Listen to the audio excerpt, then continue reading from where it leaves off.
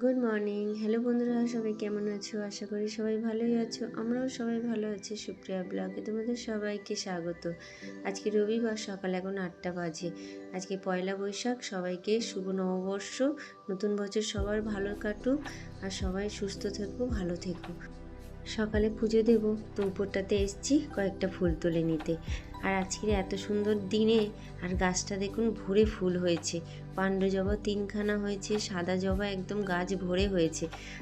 কালকে বলে দিয়েছিলাম ফুল আনার জন্য, তো ফুল নিয়ে আসেনি, তো গাছে দেখছি অনেক ফুল ফুটেছে। ফুলগুলো উঠিয়ে নিয়ে গিয়ে পুজো দেব। আজকের দিনটাও খুব ভালো। করবী গাছে দেখছেন কি সুন্দর কুড়ি এসছে। একবার কুড়ি এসে ফুলও এরকম থোকা থোকা হয়েছিল, আবার কুড়িতে ভরে গেছে, কদিন পরেই ফুটবে কুড়িগুলো। আর এখানে গাছগুলোকে সব সেট করে বসিয়েছি। আর ওই কুমড়ো গাছটার জন্য এখানে একটা দরজা ছিল, সেই দরজাটাকে উপরটাতে সেট করে দিয়েছি যাতে কুমড়ো গাছটা বেশ ভালো মতন উঠতে পারে। কুমড়োটা দেখেছেন কত বড় হয়েছে। একদম ছোট্ট ছিল তখন দেখিয়েছিলাম, আর এই যে এত বড় হয়েছে। আর কতগুলো ছনি এসেছিল, দেখলাম মরে গেছে ছনিগুলো, ওই জন্যই সেটটা উপরে বানিয়ে দিচ্ছি। আর লঙ্কা গাছগুলো না মরে গেছিলো, আবার দেখি দাঁড়িয়ে উঠেছে, কতগুলো লঙ্কা হয়েছে। একদিন উঠিয়ে নিয়ে যাব। আর এই গাছগুলোতে বেশ ভালোই ফুল দিয়েছে। চলুন, চলে এসেছি ঠাকুর ঘরে, ফুলগুলো উঠিয়ে নিয়ে পুজোটা দিয়ে নিই। বাচ্চাগুলো সব ঘুমাচ্ছে, ওদের উঠাবো একটু পরে। এখন ঘুমিয়ে নিই, তারপরে পুজো টুজো দিয়ে সকালের টিফিন বানিয়ে তারপরে ওদেরকে উঠাবো। চলুন পুজো দিয়ে নিই।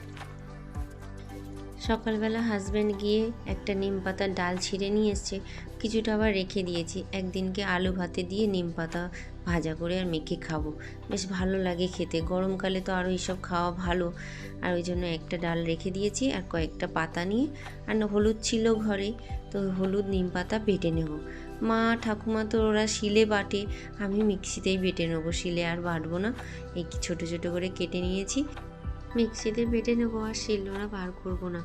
আমরা এই ছোটোবেলায় এই দিনটার অপেক্ষা খুব করতাম। আর এই দিনটা এলে জানি নতুন জামা কাপড় পরতে পারবো, আর নতুন বছরে খুব ভালো মন্দ খাওয়া দাওয়া হবে। ভোরবেলা উঠে যেতাম আর বাবাকে দেখতাম ভোরবেলা উঠে আমাদের যেখানে যেখানে জমি আছে ওখানে গিয়ে আগুন ধরে দিয়ে আসতো, আর বাস্ততেও আগুন দিয়ে দিত। এটা নাকি নিয়ম ছিল বাড়িতে, নতুন বছরে যাতে সব কিছু ভালো হয়, জমির ফসল ভালো হয়, এই জন্যই এই নিয়মটা পুরানো দিনের দাদুরা সব বানিয়েছিল। তো সেটা ফলো বাবাও করতো। এখন জানি না দাদা কি করে, কিন্তু এখনও পর্যন্ত বাবা গিয়ে জমিতে জমিতে আগুন ধরিয়ে দিয়ে আসে, সব কিছু নাকি শুভ হয়। গল্প বলতে বলতে চানা ডালটা তো সিদ্ধ করে নিয়েছিলাম, আজকের এই চানা ডাল আর লুচি বানাচ্ছি।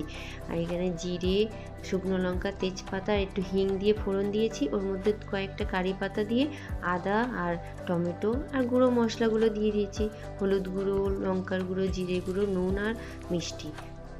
এর মধ্যে একটু জল দিয়ে মশলাটাকে বেশ ভালো করে ভেজে, আর ডালটা তো আগে থেকে সিদ্ধ করে রেখেছি, ওই ডালটা দিয়ে দেবো। অনেক দিন পর চানা ডাল বানালাম।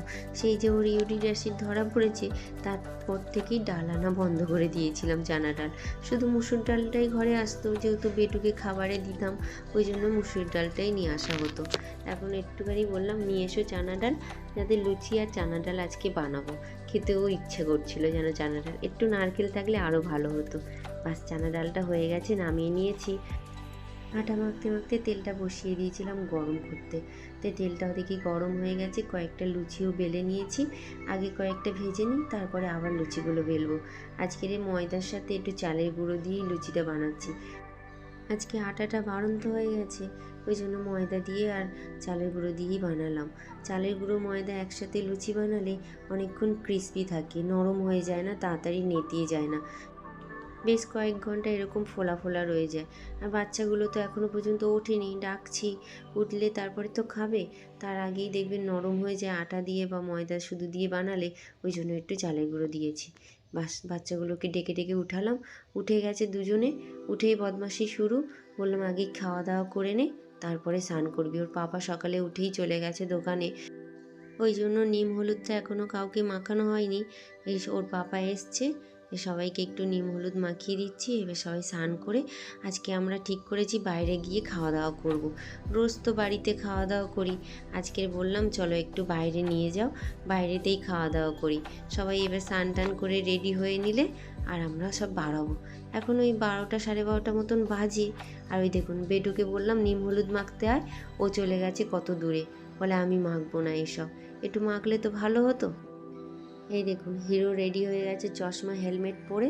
আমরা সেই ছোটোবেলায় ভোরবেলা থেকে উঠে নিম হলুদ সবার পায়ে লাগিয়ে তারপরে প্রণাম করে আর বাড়িতে আসতাম, এসে আর গায়ে থেকে মাথা পর্যন্ত একদম হলুদ নিম হলুদ মেখে স্নান করে নতুন জামা কাপড় পরে টিপটপ হয়ে এবার মা রান্না করলো, দুপুরে খাওয়া দাওয়া হতো।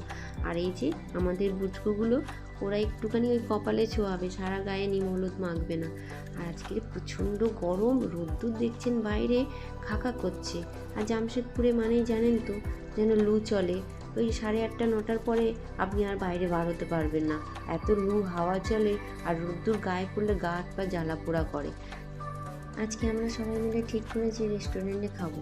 তো আমরা অনেকগুলো হোটেলে ফোন করেছি, তো সেখানে আর সিট পাইনি। বললো 2-3 ঘন্টা লেগে যাবে আপনাদের খাবার দিতে দিতে আবার সিট পেতে। তো বললাম অত যদি দেরি হয় তাহলে বিষ্ণুপুরে একটা বাঙালি রেস্টুরেন্ট পেয়েছি, ওখানেই সবাই মিলে যাচ্ছি। জামশেদপুরের মধ্যে অনেকগুলো বাঙালি রেস্টুরেন্ট আছে, যেমন কদমা, সোনারি, বিষ্ণুপুর, অনেক জায়গায় আছে। তো তার মধ্যে কদমা সোনারির মধ্যে দুখানা রেস্টুরেন্ট আছে, খুব নাম করা রেস্টুরেন্ট। তো ভেবেছিলাম ওখানেই যাব। তো ওখানে তো আমরা সিট পেলাম না, চেয়ার টেবিল বুক করতে পারিনি, ওই জন্যই আমরা এই বিষ্ণুপুরে এখানটায় এসেছি। দেখুন জল খাওয়ার জন্য ভাঁড়ের মধ্যে কি সুন্দর ঢাকা দিয়ে জল রেখেছে, গায়ে আবার কাপড় জড়িয়ে দিয়েছে, বেশ ঠান্ডা হয় মাটির হাঁড়িতে জলগুলো। বাস এসে গেছি রেস্টুরেন্টটা। এটা এই প্রথম দেখলাম, ওই গুগলে সার্চ করতে এটা বার হয়েছে। তো আমাদের ওই বন্ধুটাই সার্চ করেছিল, তো বলল যে এখানে এরকম একটা রেস্টুরেন্ট আছে, বাঙালি রেস্টুরেন্ট। তো ওরাও আসছে, ওদের আসতে কিছুক্ষণ লাগবে। তো আমরা এসে পৌঁছে গেছি। আর বাইরেটা প্রচণ্ড গরম, এসে একটু শান্তি মিলল, ভিতরটা এসি চলছে, একটু ঠান্ডা হয়ে বসি, তারপর মেনু কার্ডটা দেখে কি কি আছে খাবার দাবার অর্ডার করা যাবে। প্রথমে ভাবছিলাম একটু কোল্ড ড্রিঙ্কস অর্ডার করে দিই, কেন গরম থেকে এসছি না, প্রচণ্ড জল তেষ্টা লেগেছে, ওই জন্য বললাম একটু কোল্ড ড্রিঙ্কস অর্ডার করে দিয়েছি। আর স্ন্যাক্সে একটুখানি ফিশ কাটলেট অর্ডার করেছি। ওদের আসতে অনেকটা দেরি হবে বলে আমরা বসে বসে কি করব, তো এই ফিশ কাটলেট আর এই কোল্ড ড্রিঙ্কস অর্ডার করেছিলাম। এটা বসে বসে খাই, দেখি ফিশ কাটলেটটা কেমন হয়েছে। বললো 250 টাকা প্লেট, 4 পিস রয়েছে। তো আমরাও মানুষটা 4 জন আছি, 4 জনের ভালো মতন হয়ে যাবে। কেমন খেতে হয়েছে দেখি। ফিশ কাটলেট খাওয়ার খুব ইচ্ছা ছিল যে বাড়িতে যাব, কলকাতায় গিয়ে ফিশ কাটলেট ফিশ ফিঙ্গার খাবো, তো সেটা তো হয়ে ওঠেনি।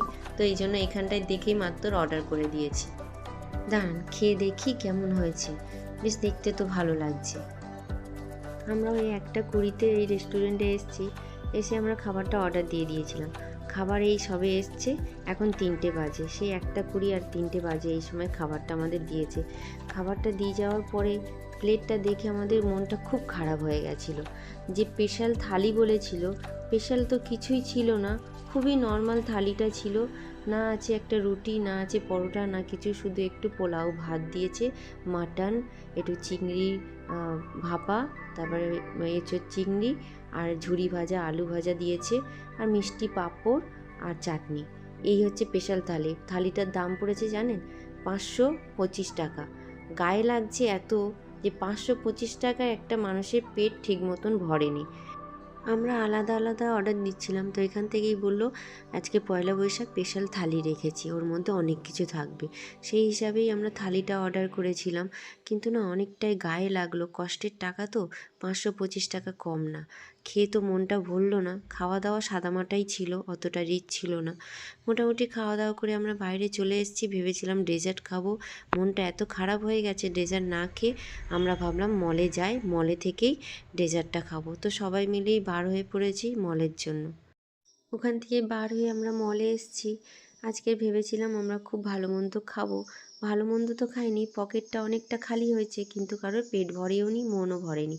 তো ওই জন্য মলে এসেছি আমরা, এখানে এসে আইসক্রিম খাবো বলে। এখানে বার্গার কিং আছে, ওখানটা আইসক্রিমটা খুব ভালো মেলে। আর এই যে মলের পিছনের ভিউটা দেখছেন, খুব বড় একটা পাহাড়, সেখানে জঙ্গলে জঙ্গল। এই পাহাড়টা হয়েছে টাটা স্টিল কোম্পানির যেসব ছাইগুলো ফেলে ফেলে এই পাহাড়টা হয়েছে। ছাইয়ের পাহাড় বলে এটাকে। খুব সুন্দর ভিউটা পিছনে। এই যে বার্গার কিংয়ে চলে এসেছি, বার্গার কিং সুইট কর্নার। খুব সুন্দর নামটাও। আর এখানে নাকি বার্গারও খুব সুন্দর পাওয়া যায়, আর আইসক্রিম নাকি আরও সুন্দর খেতে।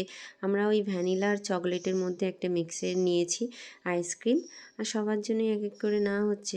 এখান দিয়ে একদিন বার্গার টেস্ট করতে হবে কেমন খেতে, খাইনি কোনো দিন। হ্যাঁ, এটা শুনেছি নামটা, যে দোকানটা খুলেছে, বেশি দিন হয়নি দোকানটা খুলেছে। চলুন আইসক্রিমের মজা নিতে থাকি। তাহলে ভিডিওটা এখানেই শেষ করছি। সবাই ভালো থাকবেন, সুস্থ থাকবেন, নিজেদের খেয়াল রাখবেন। ভিডিওটা ভালো লাগলে অবশ্যই লাইক